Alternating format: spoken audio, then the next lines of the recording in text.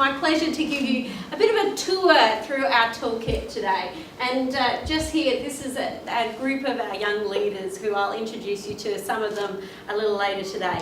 But if you go to our website, the Young Leaders in Aged Care.ning.com website, you'll find that the toolkit is up on the tab up here. And if you click on there, you'll find our toolkit. So that will take you through to the menu, the main menu of our toolkit. And as His Excellency said, this is a growing resource. We hope that this website will continue to grow with both people and resources. As people put up blogs, it will all be added into the toolkit. So this is the main menu. At the very beginning, at the very top, you'll see the welcome and the introductory buttons. So that will show you the welcome to the online toolkit, showing what sort of resources are involved and what's included in the toolkit. You'll also see the white paper, which Nikki talked about, which really looks at what is the business case, because gosh, these aged care CEOs gave us a hard time. They said, well, why should we have young people on our boards? So we had to think of why they needed young people on their boards. So we had to do the research. What's happening in other sectors? Why are young people coming onto boards? And what outcomes come from having that age diversity onto boards? And we found lots. We found lots of reasons. We found lots of benefits for having young people on boards. So this is a resource that you can then take to your boards, to your organisations, as research and ideas and strategies that can be put forward to not only saying why they should be put on boards, but how. What are some of the ways that you can do this? And there's lots of strategies in that white paper as to how you can start recruiting, attracting and engaging younger leaders on boards and committees.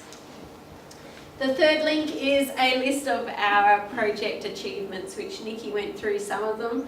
And hopefully we can keep adding to those as our younger leaders go out and keep getting onto different boards and keep becoming engaged with the organisations. We can just see more and more achievements coming from the project.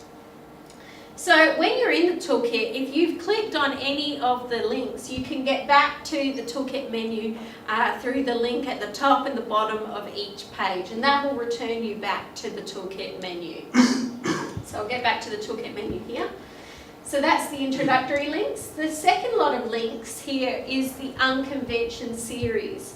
So the 3 different events plus today have all been recorded. So you have access to all of those resources. So as we said before, we didn't want just our events to go and stop there. We wanted to continue the conversation. So if this is the very first event that you've been to and you want to see what's happened at previous Unconventions, you can go back and have a look at all the different presentations that were made. And we had some fantastic presentations. At the first Unconvention, we had 2 social media panels. The first one with Jan Stewart and the Honourable Helen Morton. We had the second Unconvention, which looked at innovation in the sector. We had lots of CEOs from different aged care organisations presenting. And then at the third Unconvention, we talked about social media and the power of getting online and sharing our messages and leveraging our messages online. We had thought leaders. We had Professor Lynn Beasley talk about how she used social media and Twitter to share her message. And we were all very inspired by the opportunities of amplifying our messages online. And then we had a social media panel where we did have some of the aged care leaders and some community members talk about how they actually use it. So getting out of the theory and actually looking at how are our leaders currently using it and how can we use it better to amplify our messages. So all of those videos are included in the toolkit. You can read the wrap-ups of each of those Unconventions, and you can add your thoughts. And I encourage you to get online and to share your comments about those videos, because that's what it's about. Social media is not just a one-way street, it's a conversation, and we invite you to be part of that conversation. So we go back to the start of the online toolkit, the menu. The third part of the toolkit is the Young Leaders Program, Project Resources. And at this point in time, I know we've got a couple of the young leaders talking today later on, but at this point in time, can I have all of our Young Leaders Program participants stand up? We've got a few in our audience today, and I think we should recognise these young people.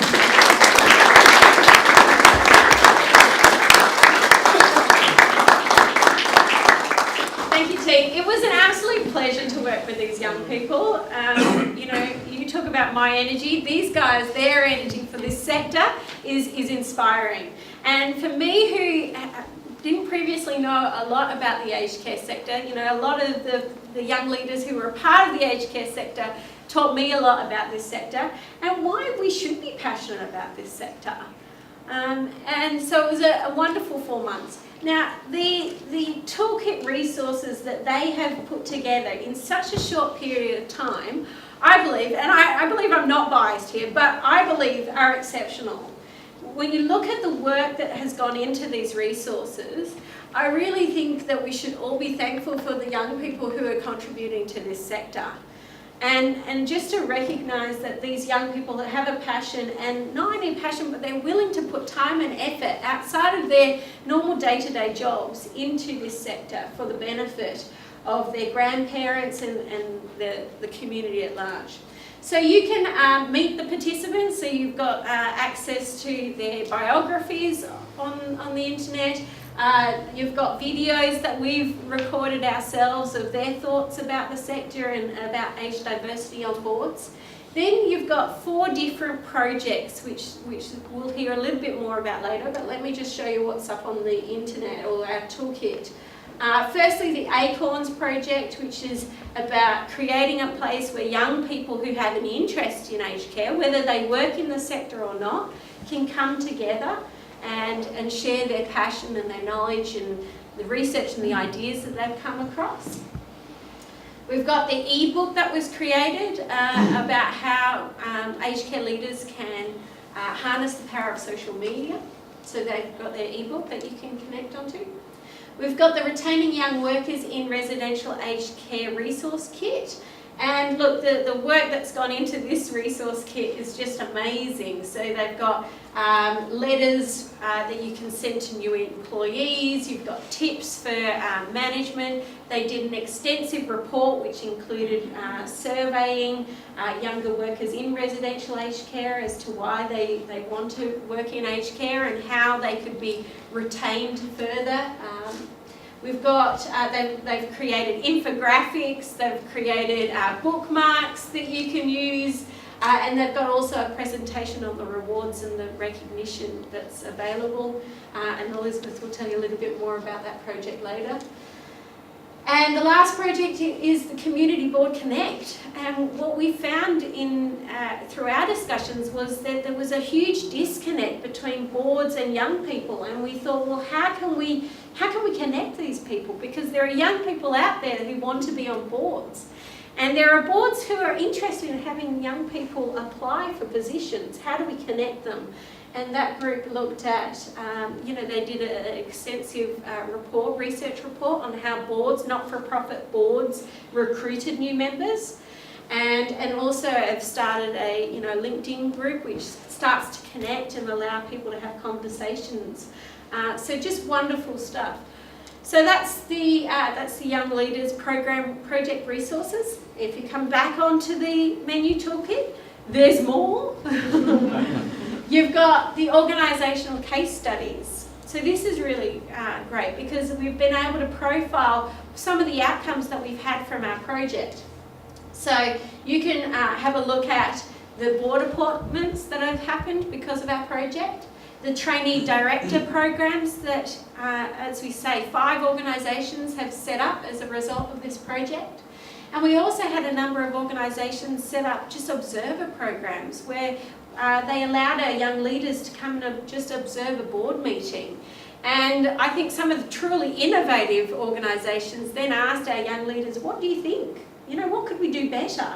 So it wasn't just beneficial for our young leaders to really observe this amazing process of what happens and how leaders in our community can contribute through sitting on a board, but also our organisations can really harness the fresh perspectives of our young leaders and say, well, here's our board meeting, what do you think we could do better? And so those are some of the outcomes that have come as a result of our project. Back to the Toolkit menu, you've got a range of extra resources that we've added here. So these are some of the resources that has been developed on our website as part of this project.